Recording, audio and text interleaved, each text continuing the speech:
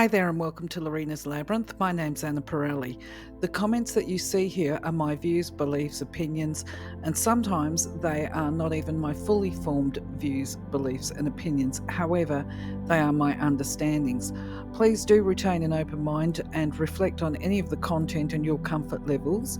If your views differ, please feel free to leave a comment. Also remember, it is possible to disagree in respectful ways. My way is not necessarily your way and vice versa.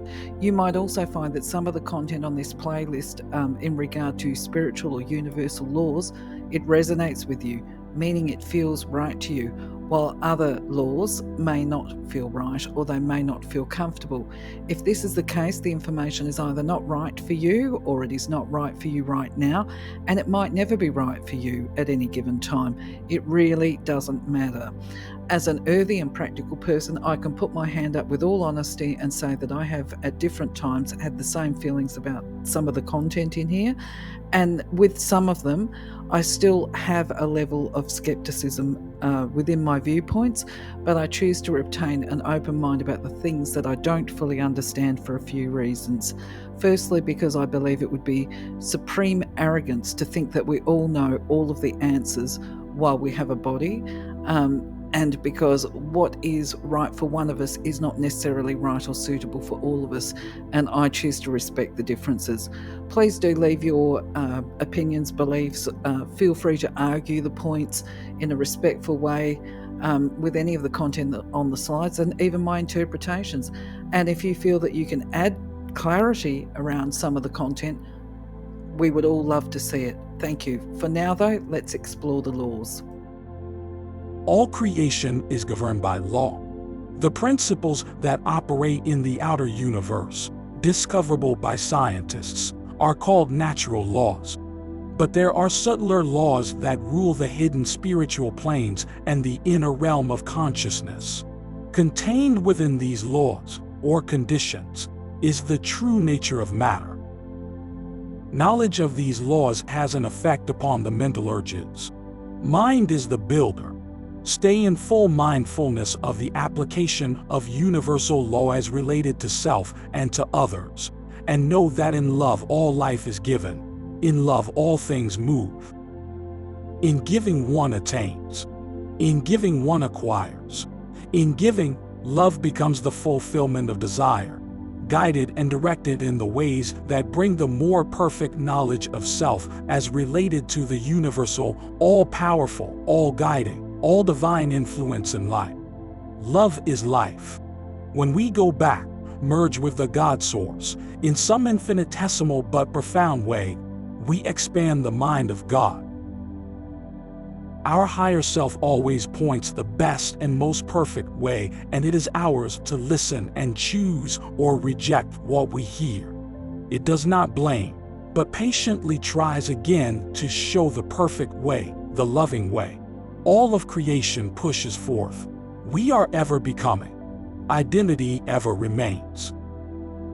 Universal Law number 51. The law of magnetic control. One of the 7 laws of our solar system, under the 3 major laws. This holds paramountcy on the Buddhic plane, and in the development of the control of this law lies hidden the control of the personality by the monad via the egoic body. A second description on a very physical, that is human level, is that every thought we have creates a match that comes back to us like a boomerang. So let's try and unpack this law by looking at the diagram again. Obviously, it is a very important law and it does refer to our thoughts. And when we look at this diagram, the spirit plane is basically above the astral plane. So we're looking at the planes green and above. Now, from my perspective, I'm not sure about the business of thoughts bouncing back like a boomerang.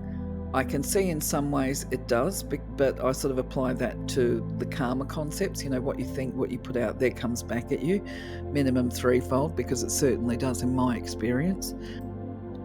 I'd be more inclined to put emphasis on the fact that once we get to the lower mental plane, or we have the capacity to go into some of these higher spiritual realms, that when we go there, there is no secrets. What you think is out there.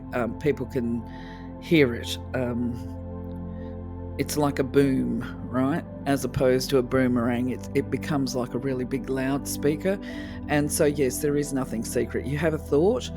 It could be, if we're human and we've got persona, because I'm not sure that we actually shed the persona completely by the time we go to that stage. I think we've still got personality there, because we can go into the realms.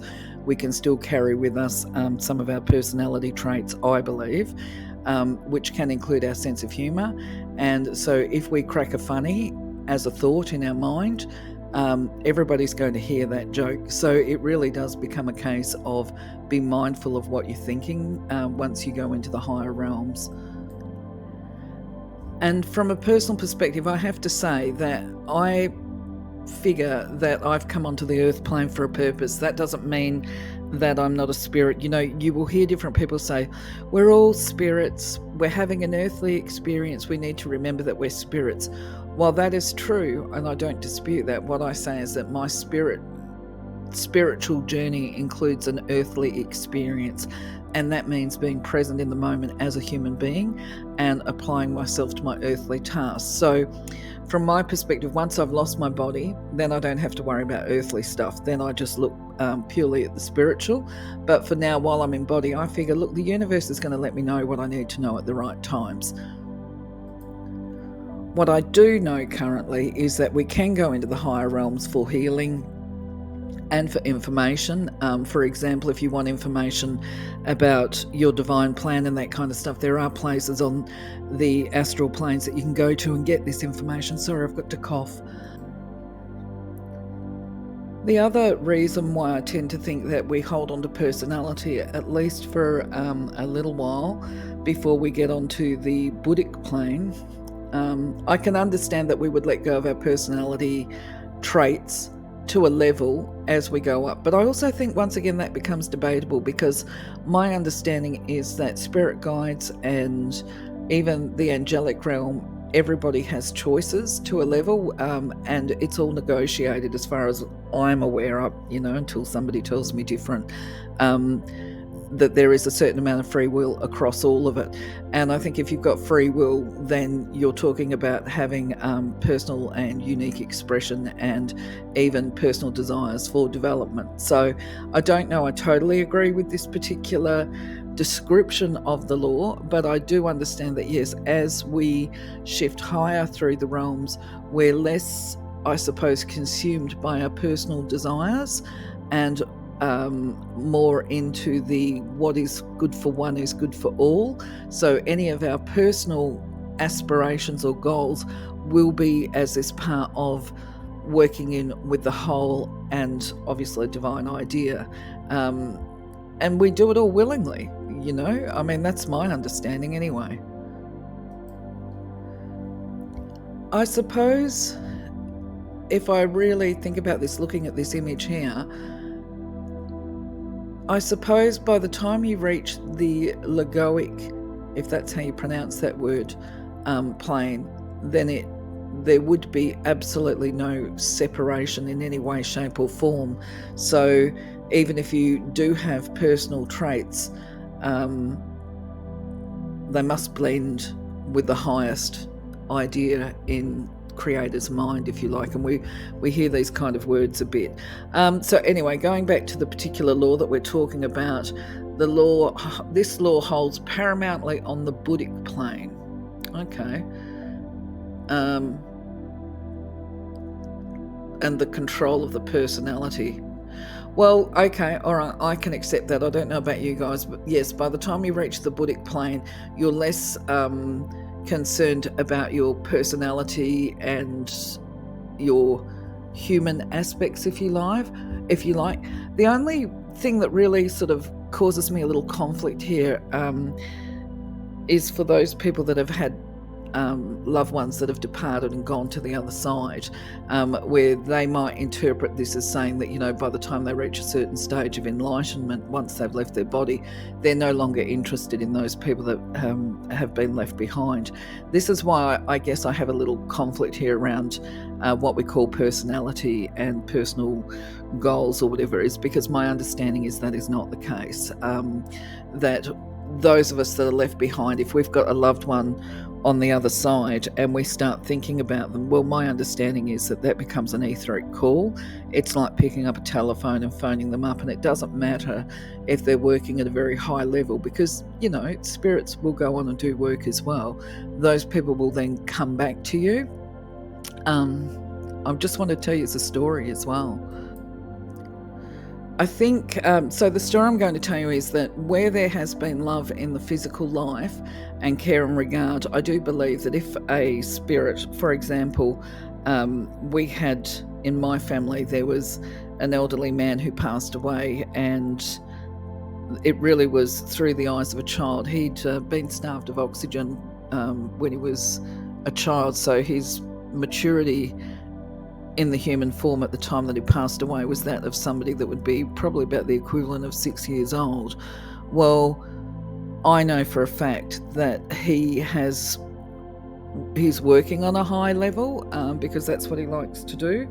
And I've had confirmation of this by people that will, if he's worried about my welfare or the welfare of my children or whatever, he's actually presented in spirit form to intervene, actually, under the law of intervention. It's acceptable in certain instances. So he's come forth with a warning. And in fact, in one instance, I was warned because somebody that was close to me was dying, somebody that I loved and cared about very much, actually.